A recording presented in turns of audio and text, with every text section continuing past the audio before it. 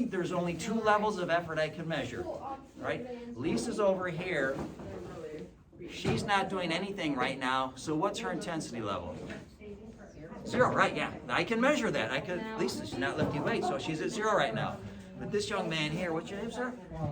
Alan. Alan is over here working super hard, cannot even lift that 6th repetition up off the ground. He's absolute toast. He sets it down. What's his intensity level?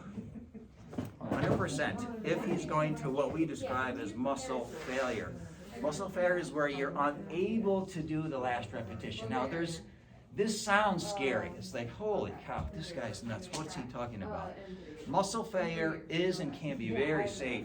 We do it all the time with clients, and our average client is in their mid-60s. So it's not something that's dangerous. You just have to know how to arrive there safely. But the only two things we can measure are 100% and 0. Everything else in between is just someone's opinion about where they're at. We really can't measure it. And so we look at the science on productive intensity of effort for strength workouts. What the consensus is across the board here is that we need to train at a high level of effort, and the best way to do it is to reach that muscle failure. If you think, go ahead.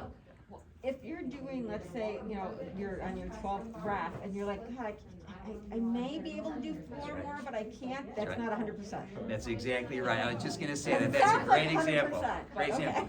If that 10th or 11th, whatever it is, if that rep is murder and you say, oh my goodness, there's no way I'm going to be able to get a 12th rep, you have to at least attempt it. If you get this far, that's failure. We can't fail on the way down. We can't fail on a concentric muscle contraction. It has to be eccentric, so it has to be going up. Or concentric, I'm sorry. It has to be going up, not down. So you guys, you have to attempt the rep. If you get a third, a quarter, an eighth, a 10th, 3/4, and you don't get the full rep, that's muscle failure. You've drawn the line in the sand. That's a significant stimulus to the muscle. That, what does it do with that stress, by the way? If you stress a muscle like that, what does it do in response to that? It adapts, right? It adapts. It's threatened. That stress is a threat to your muscular system. It's a threat for its survival. So it adapts. New proteins are laid down. Muscles become thicker, stronger, more dense, more metabolically active. All kinds of adaptive changes occur that are good for our health and our function and our running speed too. But so what we're doing is we're literally threatening our muscular system. So you want to go to that point of muscle failure. Now, if you have to go from 0 to 100 here, you don't. If you've never been strength trained before, you can build up to this process. But that is the ideal threshold. Safely, efficiently getting to that muscle failure, because it is a significant, measurable, meaningful stress to the muscular system that it then adapts to. We call this overload. Question? How often are you training to failure? Because, I mean, there's a psychological effect to that too. There is, yeah. Not to mention the recovery effect. There's the mental side, yeah. With somebody who's running. That's right. How often do you train to failure? Great question. To hold that question, we're going to get to that. That's a really good question. The mental side of it, that's exactly right, yeah. We need to balance that out. That's right. So first thing we said, full body workouts, right? Okay, makes sense. Don't strength train 6 days a week. Even I don't have time for that, and I own the studio, so don't do that 6 days a week. You'll never be able to run. And then when you do strength train, work hard. Work hard. If you can get to failure, great. If you can't get to failure, if you don't have, we call it mental strength, if you don't have the fortitude to get to that point where you can't lift the last rep, get as close as you can. Closer is better. So it doesn't have to be an all or nothing undertaking here. What do you do about lactic acid buildup? You celebrate it. Yeah, but you're not failing. You just got all this lactic. That's not what's stopping the muscles from contracting. You want volitional fatigue. And so there's all kinds of theories about why muscles stop contracting. It can be concentration of hydrogen ions and interrupting glycolysis and so on. Some of it is linked to the discomfort, but you can fail without the muscles burning. So if you depend on the volume of the repetitions. So yes, I can fail at 2 reps or I can fail at 22 reps. 22 is exponentially more painful than 2. And I tell my clients this all the time. I'd much rather fail sooner versus later. In my workout, I'm doing about 1:20 to muscle failure. So for what we do, that can be 4 to 8 repetitions. But I'd much rather do 4 to 8 than 20 reps, because every single rep after a certain threshold is more painful and more painful and more. It is just a complete beatdown mentally to get through it. So I'd say train at the volume that you can tolerate, really, is what it comes down to. And we vary from client to client, but lactic acid isn't the sort of the single barrier in terms of muscle contraction. So what you really have to do when you think about that discomfort that is associated with it, you just have to deal with it. Okay, so if you do so many reps at a certain with a certain amount of weight and you fail, should you lighten the weight and then continue again until you fail and keep doing that until the weight is reduced, or just stop with the first amount of weight? You stop on the first one, yeah. Okay. So that's a great question. What's your name, sir? Rob. Great question, Rob. So that's our next point. So we've said train the full body, right? It just makes sense logically. Train to failure because it is the only measurable level of intensity that we have. And if we look at the evidence, people do better every single time when we train to failure. You just got to get there safely. You can't injure yourself in the process. And then this whole issue of, well, I guess that's a spin-off, Rob, so let's address that for a second. So Rob wants to answer that age-old question, then do I do a second set, a third set, a fourth set? So the answer is no, you don't need to. Kahneman's size principle of motor unit recruitment says, and this was a physiologist back in the 60s discovered, that muscle fiber recruitment is sequential. So if I'm doing a bicep curl, you basically have two kinds of muscle fibers, right? Fast and slow twitch, and then different subtypes of muscle fibers. But the two big classes are fast and slow twitch. So if I start doing a bicep curl, and let's just say I'm doing maybe 3 or 4 seconds up and down, the most enduring fibers are recruited first. That's the slow twitch. They're called into action right out of the gate.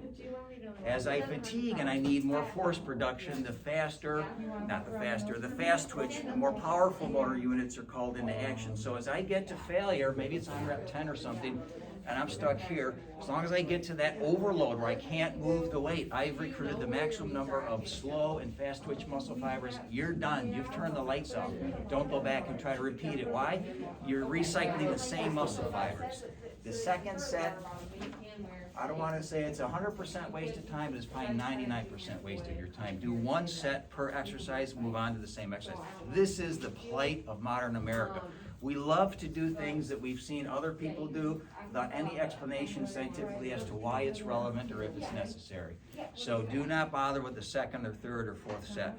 So I think what I'm hearing is, so you do one set to failure. That's right. And so not like, because that's what I do, right? I do like maybe 3 sets of 20. And why are you doing that, right? Yeah, because it's cultural, right? Right. This is what we've always done.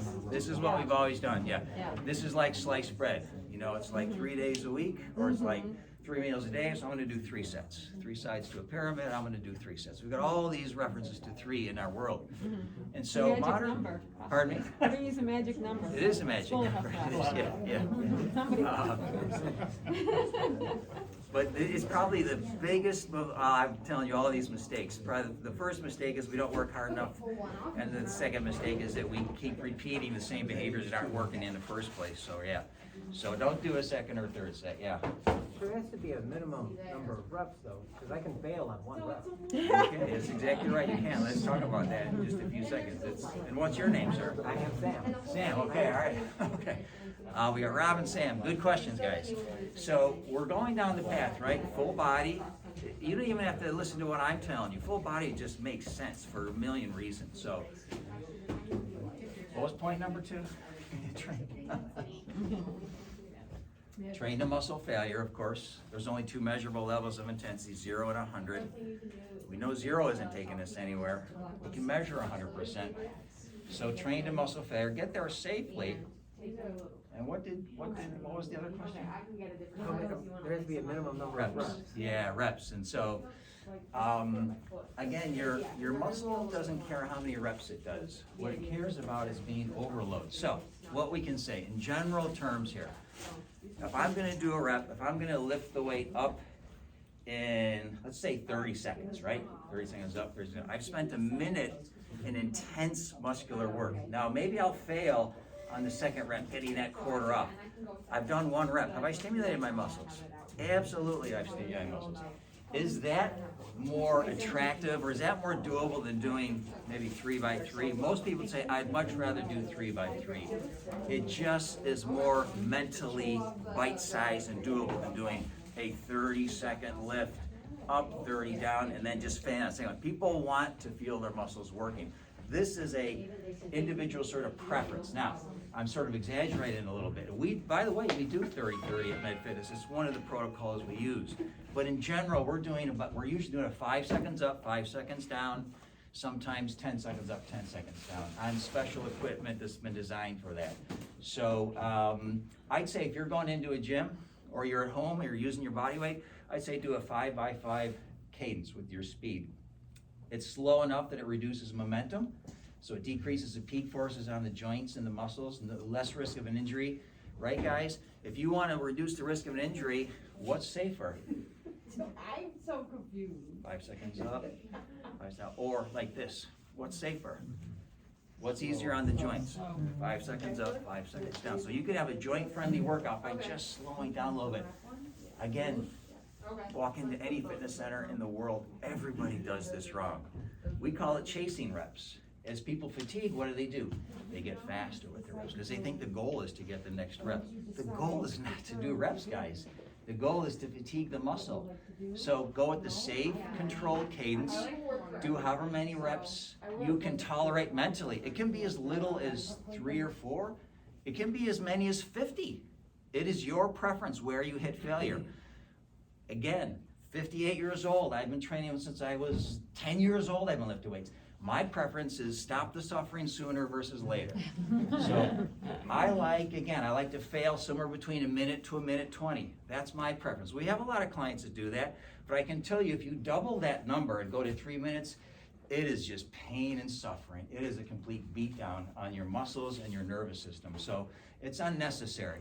So sooner is generally better for our psyche and our body in general. It's less volume, it's easy to recover from. So what I've always heard is like if you do heavier weights, less reps, it builds muscle. But you do lighter weights, more reps, it's toning the muscle. Yeah, Is there a difference in that? Completely wrong, yeah, completely wrong, yeah. And that's a good question. I grew up with that too. And that was conventional wisdom. It absolutely was. And that was everywhere, that sort of soundbite. But many of these ideas and theories have been tested in recent decades by scientists who really take this seriously because strength training has become incredibly popular around the world and from a public health standpoint too. So that question has been studied over and over again. Not true. Your muscle grows when it's overloaded. It gets stronger when it's overloaded. Now, if you take competitive weightlifters, that's a skill. Those guys have to practice that very specific skill. Powerlifters, same thing. That's a skill to move the weight they move it. It takes physiological strength too, but there's a lot of skill involved. So part of what they're doing with high weight, high loads, 1 or 2 or 3 heavy hard reps, and then set it down, repeat again, they're practicing their skill. That's not what I'm talking about here. We're talking about building muscle and strength for everyday humans that aren't competing in a competition. That's a competition. That's separate from what we're talking about here. But in general, your muscles get stronger when they're overloaded. So you can train what seems like a heavier weight, do fewer reps, fatigue sooner, do a lighter weight, fatigue later. As long as you hit that same level of overload and failure, the adaptation is the same. And that's a surprise in recent years in terms of our understanding of muscle physiology. Yeah. So but that's the old school mindset. You're right. That's right. Yes. If you're doing like a lot of reps and stuff like that doesn't make your muscles stronger, or just taking like a lot of heavy weight and lifting it like one time. Yeah, so you... Like I go to a fitness center and I watch different people and doing different, and I notice myself when I'm doing curls, if I get to like the 3rd set, I start speeding up to finish it. And I can finish it that way, but at the same time, if I go too slow, then I can't finish it also. I don't know what. Yeah, so... When I stay seated, because if I stand, I tend to... That's right. Yeah, that's a good insight, right? Team, what would you answer him with? Is he benefiting himself by doing a 2nd and 3rd set and going faster? No. You're not. You're touching the same muscle fibers. It's like this. If I go over here and turn off the light and then walk over here and it's dark, do I need to go back and turn the light off again? I don't. It's wasted time and energy.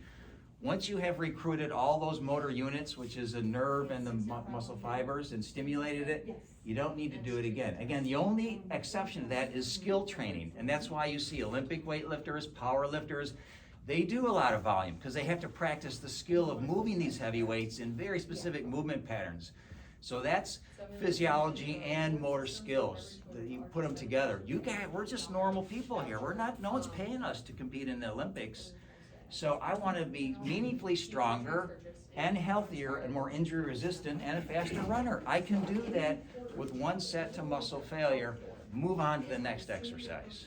Don't have to do 2 or 3 sets. You're actually overtraining if you're working hard. But most people aren't working hard when they do that. That's a check the box behavior. You're checking the box. I did 3. Why? Because I thought I was supposed to do 3.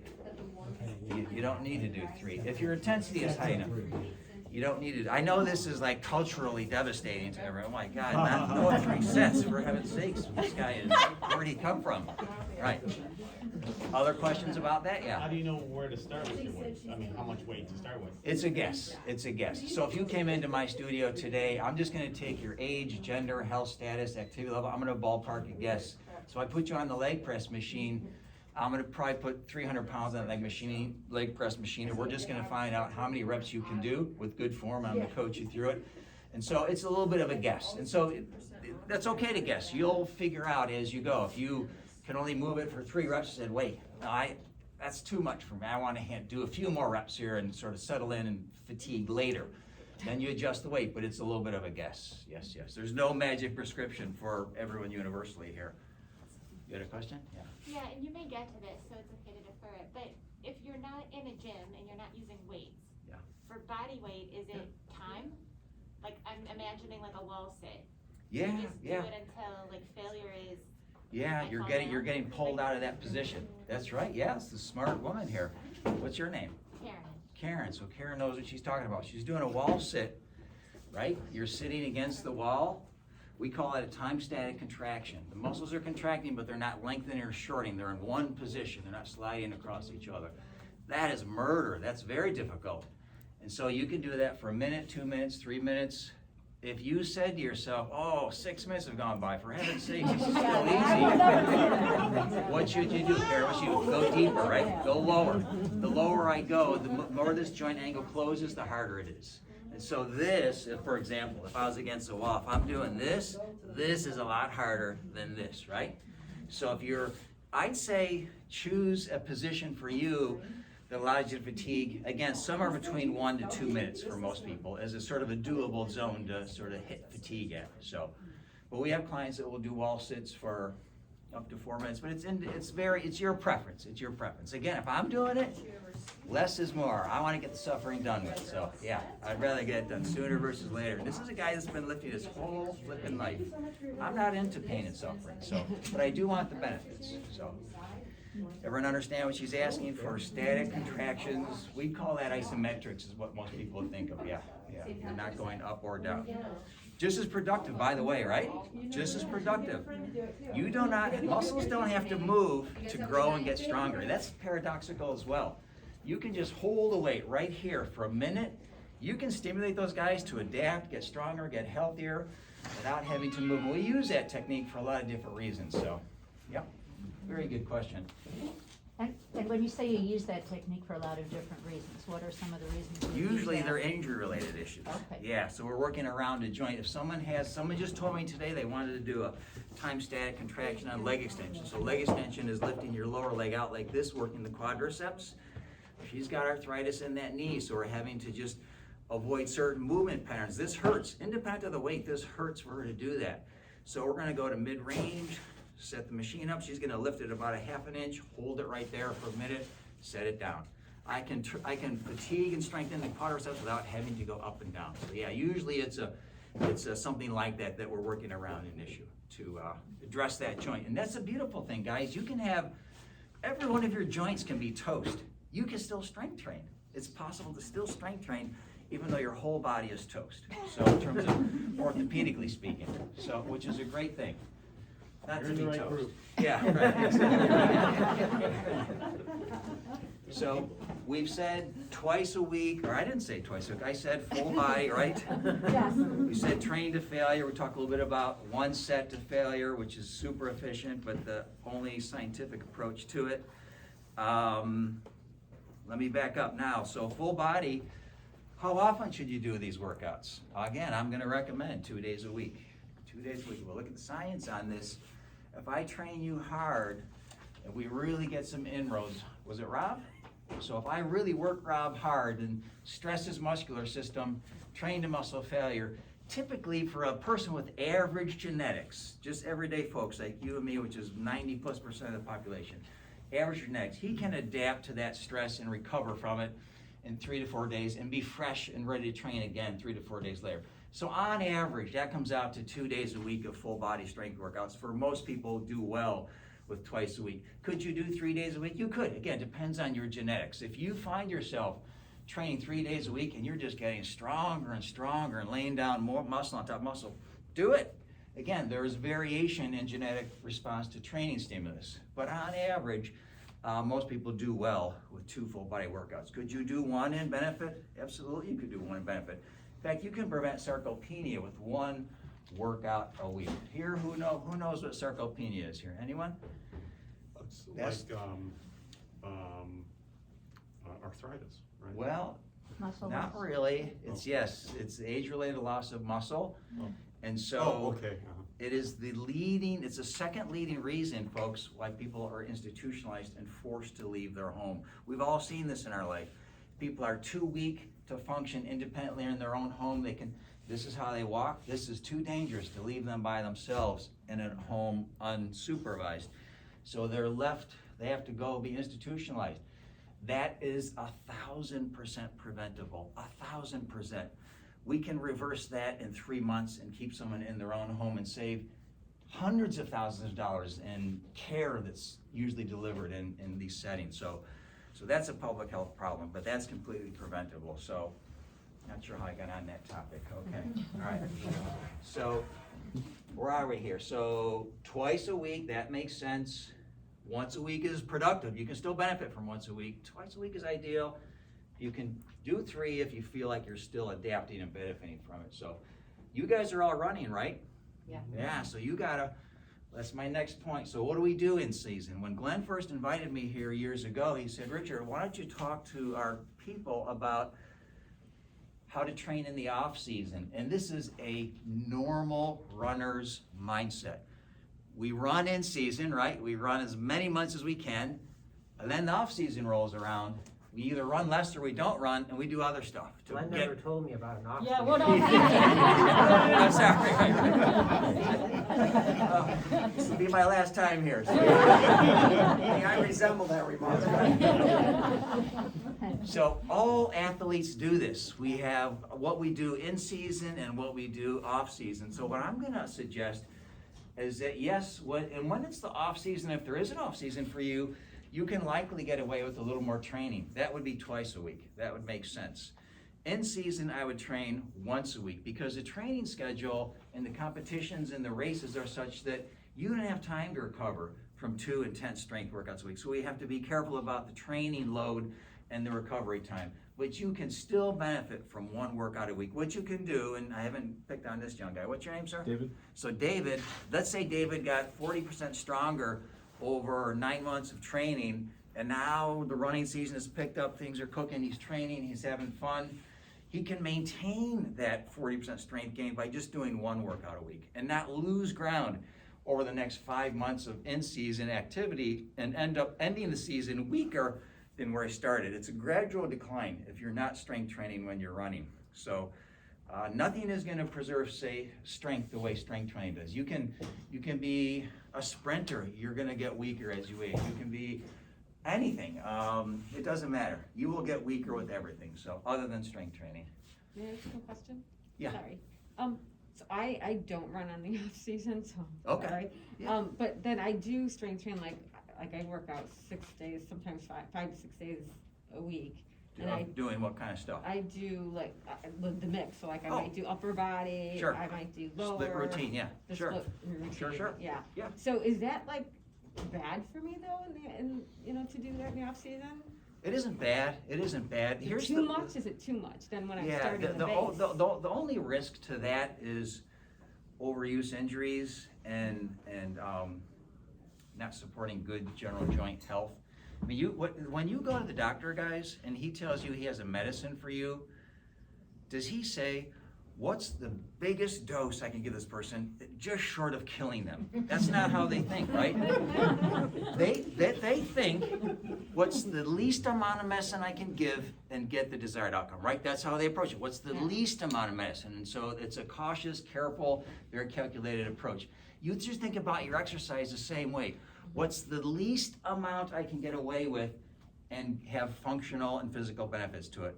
And that's another argument in favor of full body workouts. When you look at the volume of activity in a split routine, it's exponentially higher.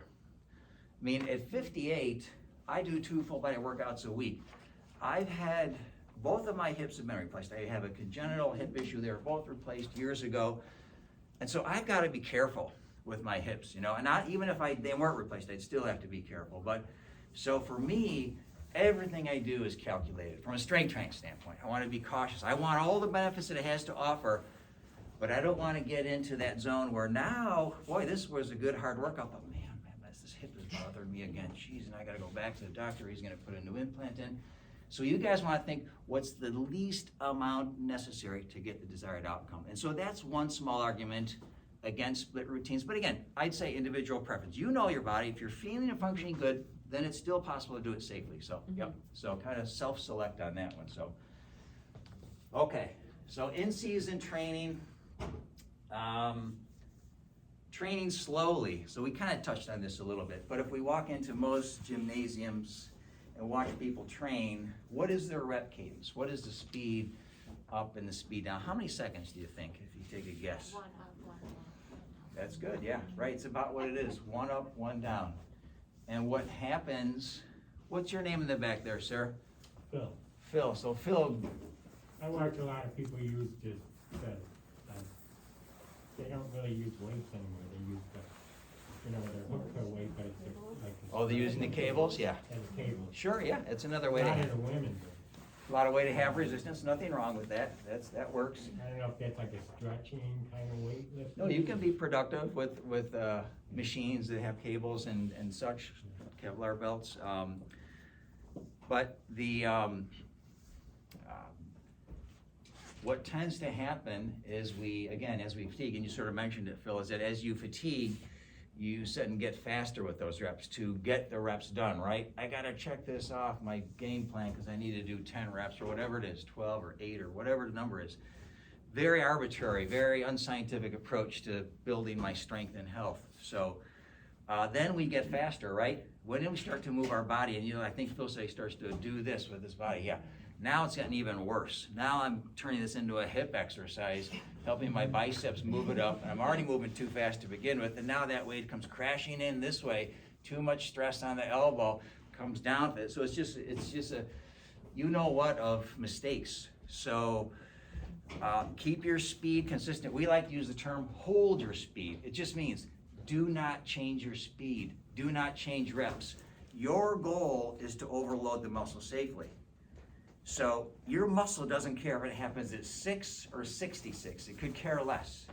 You care because 66 hurts more than 6, right? There's more muscle burn. It's just anguish. So go to the volume that is sustainable for you, whatever that is. But I think in most cases, most people prefer less versus more if their muscles are really on fire. I mean, if they hurt, you want to get this over with sooner versus later. So the cadence that I'm recommending in general, I think I alluded to, I think is safe general cadence for just about any commercial strength machines, dumbbells, barbells, body weight. If you're doing dynamic exercise, moving, is 5 up, 5 down. It's a really safe pace. It's enough to reduce the risk of high peak forces and injuring soft tissues. Again, we do 5-5. Sometimes we go slower than 5-5. But you don't want to have 1 by 1. All of a sudden it becomes This is terrible for your body.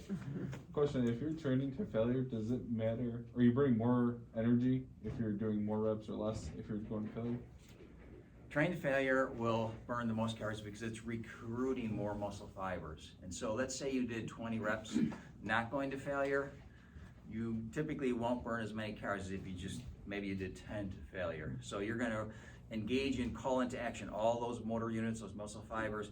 And the other benefit that we may as well talk about it now is the excess post-exercise oxygen consumption. We call it the EPOC. You guys have heard about this, right? This is called the afterburn.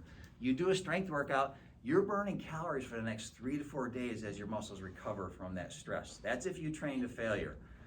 Not if you're just kind of going at it easy. That EPOC is insignificant. But if you train to failure, you've damaged the skeletal muscle. We've all heard about this, right? If we were to look at your bicep under a microscope and do a muscle biopsy and look at that muscle fiber, we'd see microscopic tears in the myofibrils, the contractile proteins.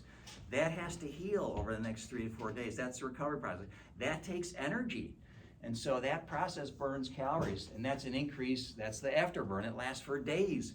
Strength training is the only activity that does that. Running doesn't do it, nothing does it other than strength training. So you're damaging tissue, and that tissue has to heal and recover. And so you'll burn more calories because of the afterburn, and you'll burn more calories during it because you recruit more muscle tissue training to failure. So don't worry about the calorie burn. The best way to burn calories is just to train hard, and you will get more calories burned off in the workout and after the workout. So that's a good reason for training more intensely, because you are burning more calories. In fact, I just gave a talk 2 days ago to a weight management clinic, and we said, hey, people avoid strength training because they feel like they're not burning a lot of calories. But when you look at strength training per minute of time invested, it is the most efficient calorie burner on the planet. Nothing burns more calories than strength training. Why?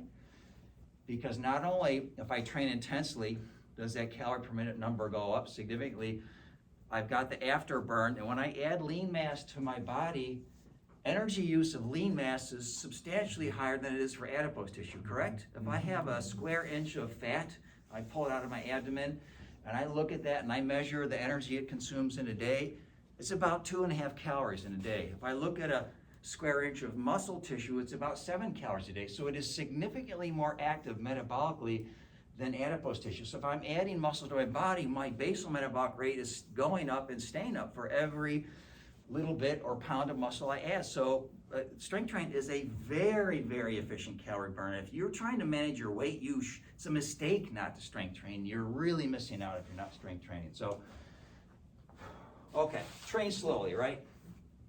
Okay. Keep records. Now, this is a touchy one because no one wants to log what they're doing. I'm being facetious because we log everything these days. These devices track everything. It's like you can't do anything without being recorded. So what I'm gonna say about records is that if you're with a trainer, that's a part of their job, right? They manage everything for you, which is great. You walk in the door, I do everything for you. That's phenomenal. So that's a benefit of a trainer. But if you're now working with a trainer, you gotta know, what should I track? First off, that you need to keep it really simple. Don't get complicated with what you're tracking with your strength workout. What should you track? Well, the exercises you do, of course, right? If I did chest press, I need to know I did chest press today. What are the settings of the machine? If I'm using a machine, if I'm just body weight, I don't need settings. If I'm just got dumbbells, I don't have settings. But if I'm using machines, I gotta need to know the right settings so I get them right every time. The repetitions I completed, right? You need to know what your cadence is, what your speed is, and you don't have to write that down, but maybe you're doing 5-5 and that's just what you do. Okay, you don't have to write that down, but I did 12 reps, it was 5-5, and the date. That's all the data I need. If I had that, if you handed me that from your last 6 months of training, I could really learn a lot about where you're at and write a workout for you based on that data. But you need to know it so that you know, oh, am I gaining strength? Am I going down? Am I doing 20% fewer reps 3 months later than I did? Wait a second, I was doing 12 reps, I'm doing 7.5 now. What's going on? You need a little clarity and feedback on this stuff. So you don't have to get bogged down, but that should take less than a minute of writing that stuff down when you work out. When I'm away and I'm not in my studio, I just have a notebook with me. I'm just making a note. What exercise did I do? What was the weights and blah, blah, blah. Super simple. Super. Don't make it complicated. But you should have a record. This is not something where you can just go run 3 miles and know that you ran 3 miles. There's too many moving parts to this process that can and do go wrong to not have a clear reference to the weight, the reps, the settings, etc. So I get it right, and I can get feedback to myself on how am I doing over time. That can be reinforcing too.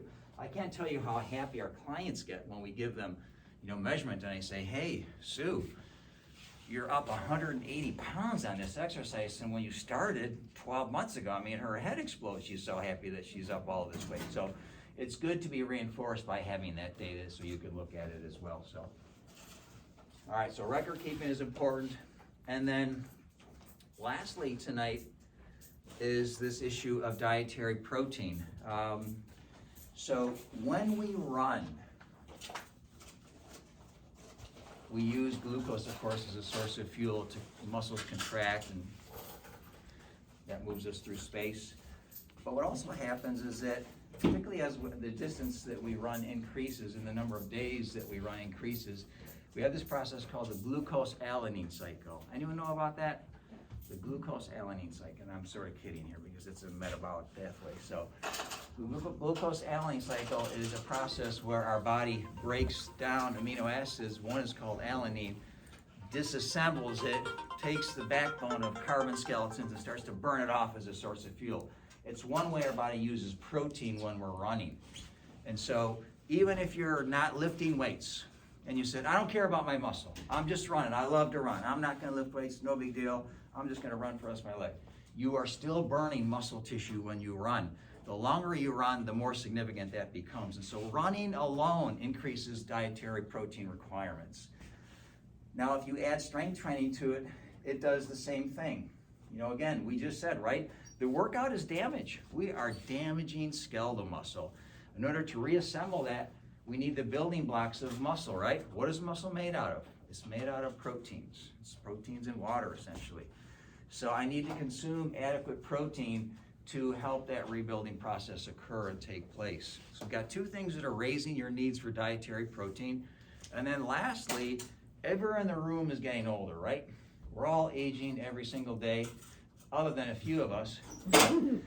So as we age, this condition called anabolic resistance develops. It simply means that as we're older, our muscles lose their sensitivity to protein. In other words, digestively speaking, if I give you 20 grams of protein today, let's say I'm 58, I get 20 grams of protein. When I was 48, I was able to absorb and utilize more of that 20 grams than when I'm 58. So it's this loss of efficiency of protein utilization as we age. Now, some nutrients as we age, we need more of, some we need less. It's sort of a mixed bag, but protein is one that we need more of. So we have 3 things working against us here. You're running, so you're burning off some amino acids, some protein building blocks. You're strength training, and that increases muscle damage, so that increases need. And then I'm getting older. All these together say that I need more than the recommended dietary allowance, which is 0.8 grams per kilogram, if I really want to maintain muscle and strength and be functionally at my best. And so what is that number? If you look at the science on that, and it's been studied a lot in the last couple decades, it's going to be 0.18 grams of protein per pound of body weight per meal. So let me take myself. So I'm 185 pounds. 0.18 for me is just over 30 grams. That's per meal. So I need to consume at least 30 grams of protein per meal. And that's going to be 3 to 4 times a day when we look at how our body likes to process protein to get to the optimal recovery and muscle growth and strength gain point that I want to be at if I'm active and strength training and doing all these healthy things. So again, it's more than the recommended dietary allowance. The RDA was not meant to meet the needs for active people. It's based on sedentary adults. So the last thing we want to do is say, hey, I'm in that sedentary box. That will kill you faster than anything you know. So you want to be active. You want to be strength trained. These are all good for you behaviors. The anabolic resistance is just something that develops. You can't offset that. Well, strength training actually offsets it a little bit because it increases protein sensitivity. So we do need more protein than the recommended dietary allowance. Phil, you had a question? Yeah, if you were, I've been trying to eat more like vegetarian. Yeah, sure. How would you You get can- protein with that? Yeah, you can, there's plenty of ways to get protein from plants. I mean, seeds, nuts, legumes are all rich in protein, so those can meet protein requirements, yeah, You know, 'cause absolutely. like I was thinking 60 grams of protein.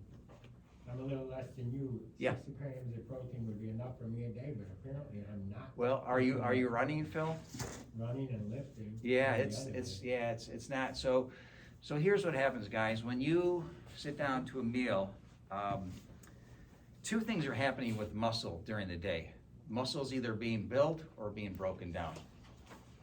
Hopefully at the end of the day, you did more building and breaking down, so you're not losing muscle. So if you're sleeping, what's happening? Are you building or breaking down muscle when you're sleeping? Building?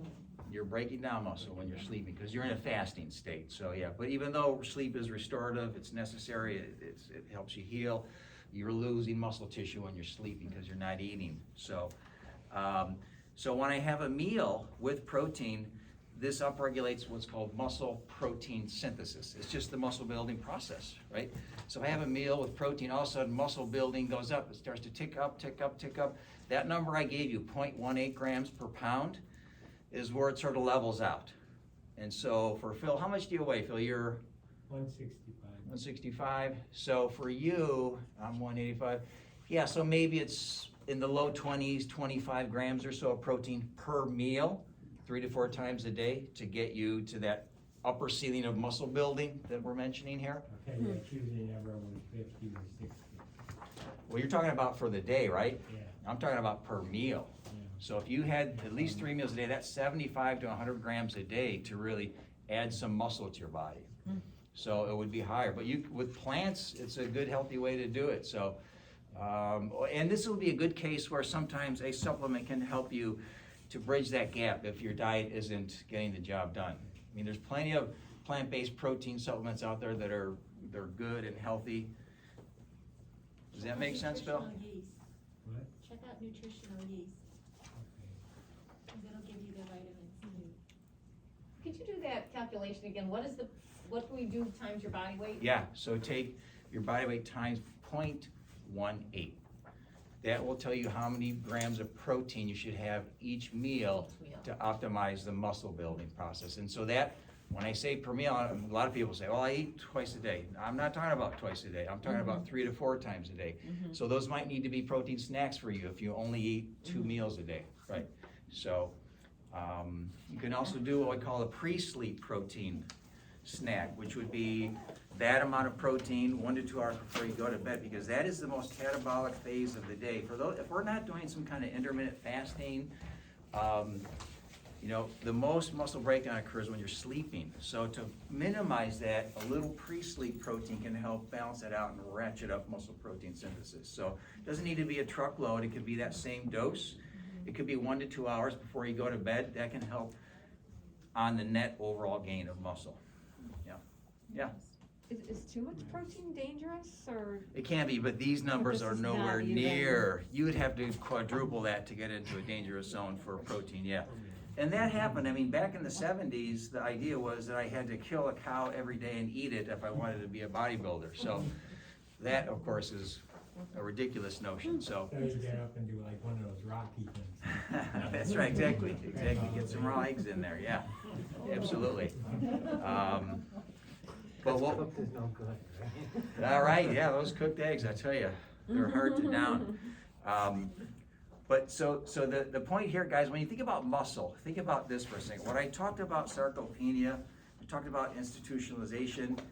A major public health issue in the United States is this sarcopenia, because with that, with muscle loss comes the increased risk of cardiovascular disease, increased risk of dementia, increased risk of osteoarthritis, osteoporosis. There's about a dozen chronic diseases that are more prevalent in people who have low muscle mass. So when you think about building muscle, I'm not talking about winning the Mr. Universe here. I'm saying that we start losing muscle in our 30s and it continues through the whole lifespan. It accelerates after age 50. If you say, if I'm 58 and I say, hey, I weigh the same as I did when I was 25. I've never strength trained in my life. You know what I've done? I've lost about 20 pounds of muscle and replaced it with fat. So my body composition is really unhealthy. So I'm not talking about winning the Mr. Universe here. I'm talking about preserving the muscle that you had earlier in the life cycle and not losing it hand over fist as you age, because it is linked to a lot of chronic diseases. The kisser of it is, you know what? You're just too weak to live on your own. We now have to take you, isolate you away from family and friends, take your car away from you, pay $9 million a month, have you file bankruptcy because you can't afford it. I mean, that is the kiss of death in America today. So when we talk about building muscle, this is not just some guy that wants to have big, burly shoulders on the beach. This is about public health. This is about protecting your life. And for you guys, it translates into better running. So it's a win-win. Your body is healthier and you're a better runner at the same time. So life is good on all levels. So don't confuse this with what you read in the muscle magazines where guys are consuming 5,000 grams of protein a day. This is an appropriate, medically necessary dose of a macronutrient to keep life better and to stave off 1 billion problems that nobody wants. Nobody wants to go down that road. So, I mean, nobody sees that coming until it happens, right?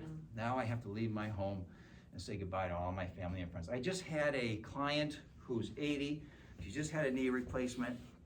She told me, she said, my reason for strength training at 80 is because I want to stay connected to family and friends. I don't want to get to the point where I'm unable to go out, do things, see people, be socially connected, because that is a painful death march, to say the least. So we're talking about staying well, guys. It's before, and then you have to move in with your family.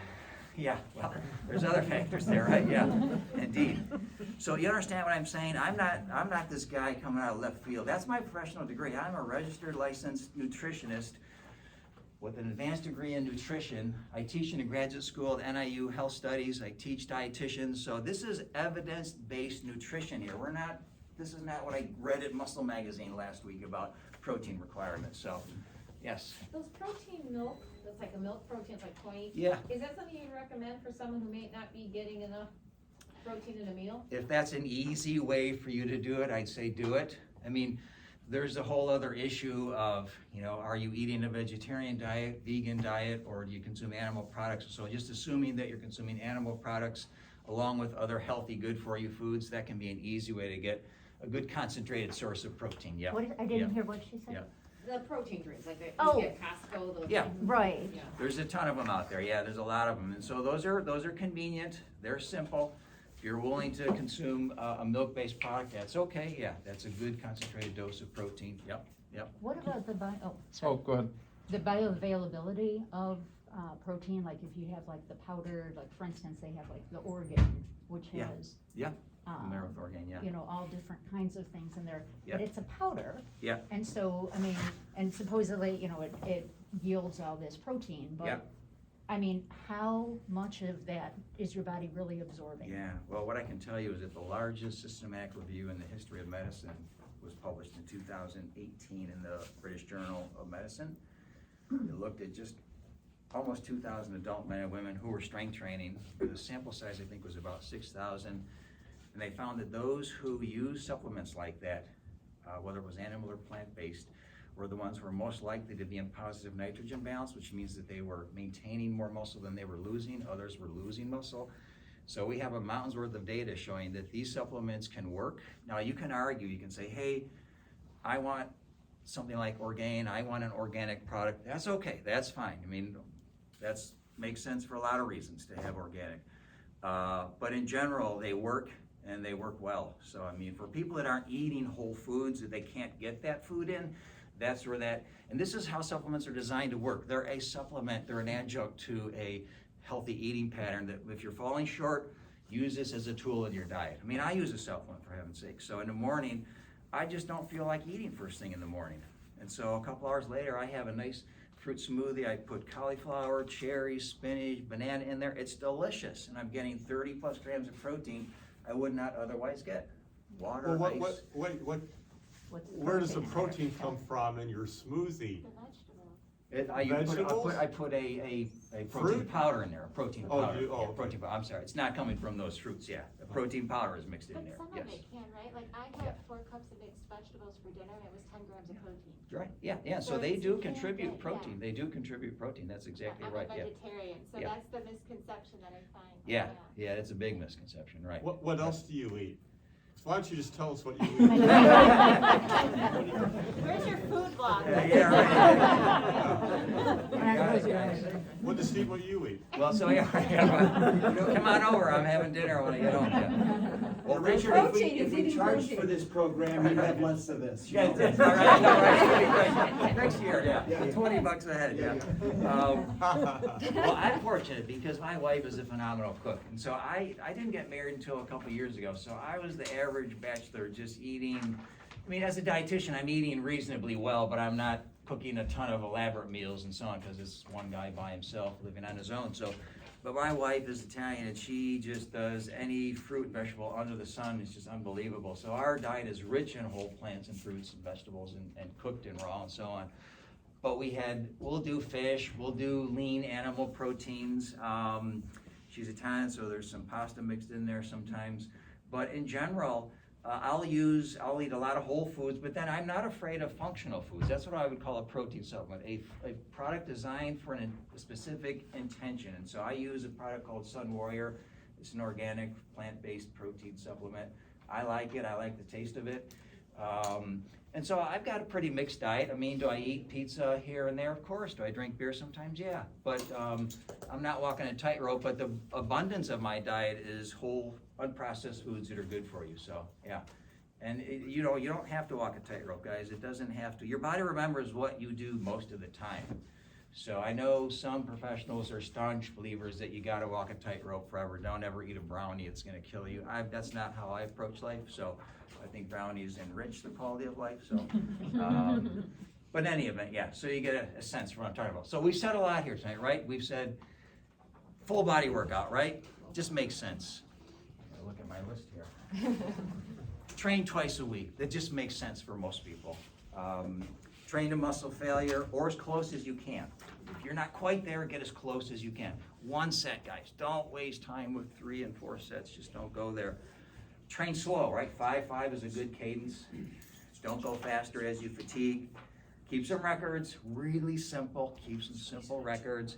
And then adequate protein to help you get to where you're maximizing the benefits of your running and your strength training, as well as your health over time. Now, all these topics, if you want that resource, I'll email that to you, and there will be links to the protein